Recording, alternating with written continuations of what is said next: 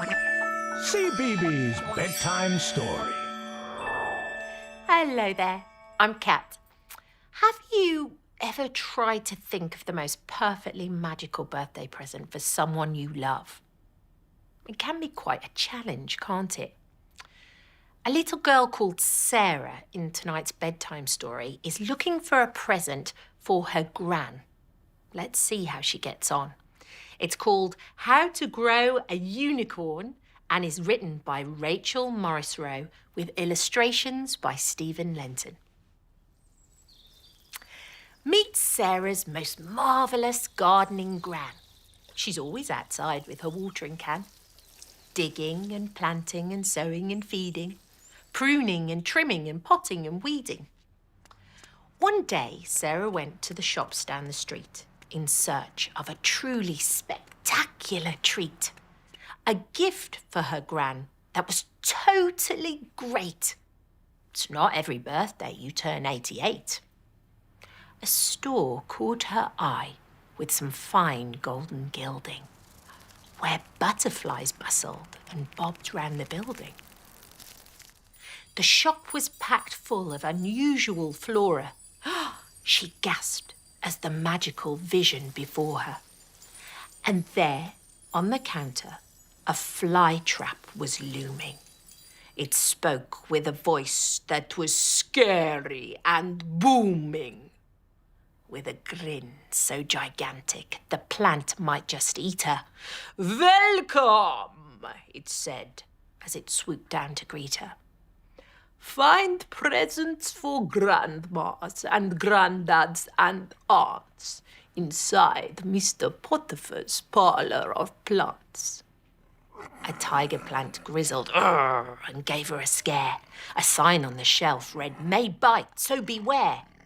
The snowdrops were snowflaking, blowing a gale, while green runner beans raced around in the hail. The foxgloves were boxing. The cat's paws were tapping. The wild bird of paradise petals were flapping. A milk-squirting cowslip was making a racket. Then Sarah saw a most wonderful packet. Unicorn seeds. Plant them next to a stirrup, then feed with pink sherbet and water with syrup. "My dear," said the flytrap, "these plants can be tricky. They won't grow for many. These seeds are quite picky." But Sarah was thrilled. "It's the greatest gift yet! I'll give Gran a grow-your-own unicorn pet." At home, Sarah followed the planting advice. She potted with sherbet, then syruped it twice.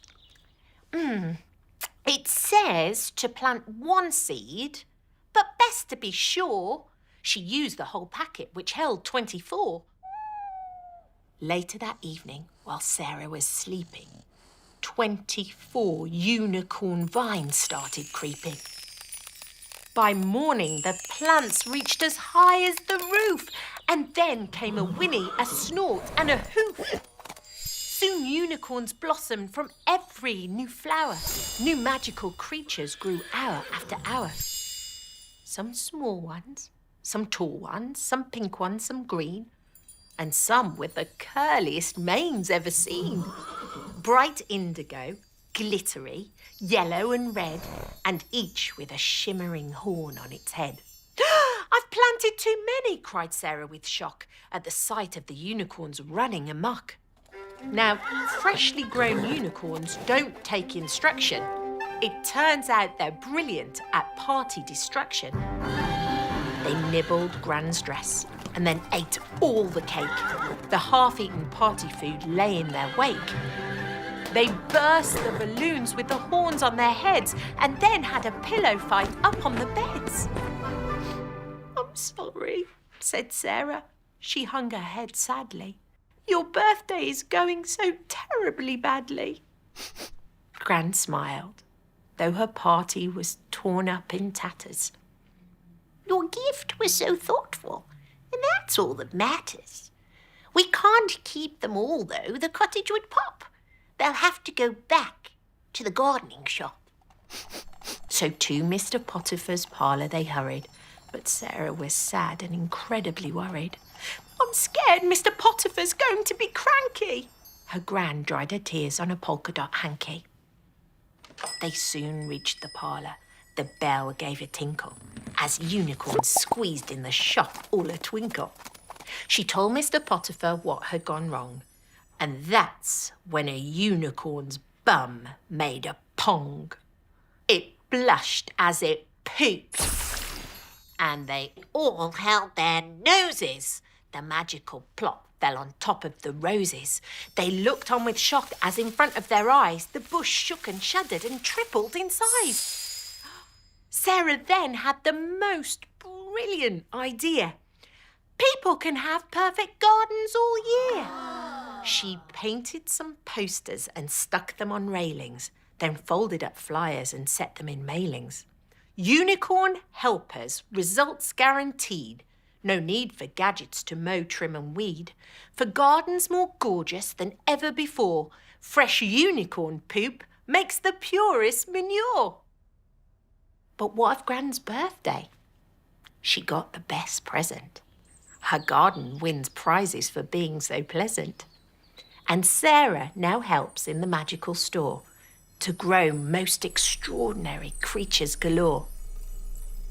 A new seed she's planting has just started glowing. For daffodils often breathe fire as they're growing. Wow! What a magical adventure Sarah went on to try and find her gran the perfect present. Perhaps you should try planting some unicorn seeds. Or maybe you'll take a trip to Mr. Potiphar's parlour of plants in your dreams tonight to meet the daffodils. Night-night.